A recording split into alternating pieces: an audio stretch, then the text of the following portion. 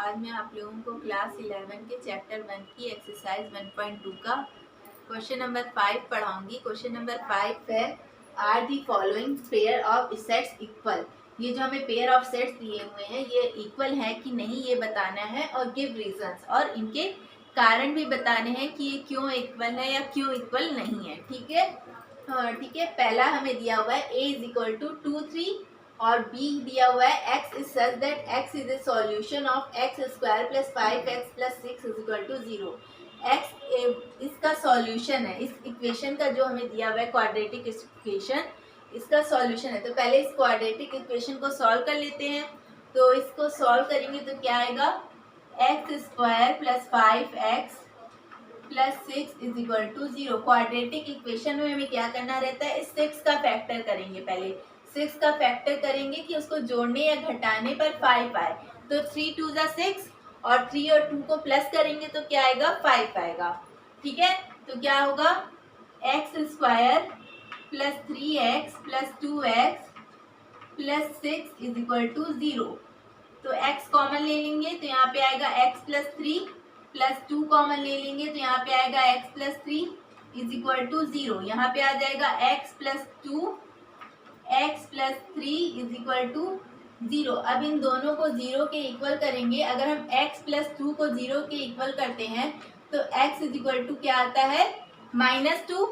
ठीक है, और इसी तरह x plus 3 is equal to 0 करते हैं तो x इज इक्वल टू क्या आता है, -3। तो हमें क्या आना चाहिए था, 2 और 3, लेकिन आ क्या रहा है, -2 और -3। ठीक है, तो यहाँ पे कौन सा सेट आ रहा है, ये अब हम इरेज कर दे रहे हैं। आप लोगों को लिखना होगा तो वीडियो पॉज करके लिख सकते हैं। ठीक है,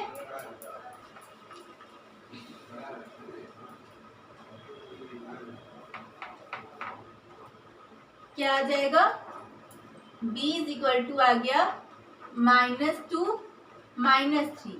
तो क्या ये दोनों सेट्स इक्वल हैं, ये दोनों सेट्स इक्वल नहीं है, क्योंकि अगर यहाँ पे 2 था तो यहाँ पे भी 2 ही आना चाहिए था, लेकिन यहाँ पे क्या आ रहा है, -2, क्योंकि 2 -2 के इक्वल नहीं है और 3 -3 के इक्वल नहीं है, तो इसलिए ये सेट्स क्या है, इक्वल नहीं है। लिख लेंगे, since 2 is not equal to -2 and 3 is not equal to -3, this implies a is not equal to b। ठीक है, अब दूसरा सेट देखते हैं। दूसरा हमें पेयर ऑफ सेट दिया हुआ है, a is equal to x such that x is a letter in the word follow.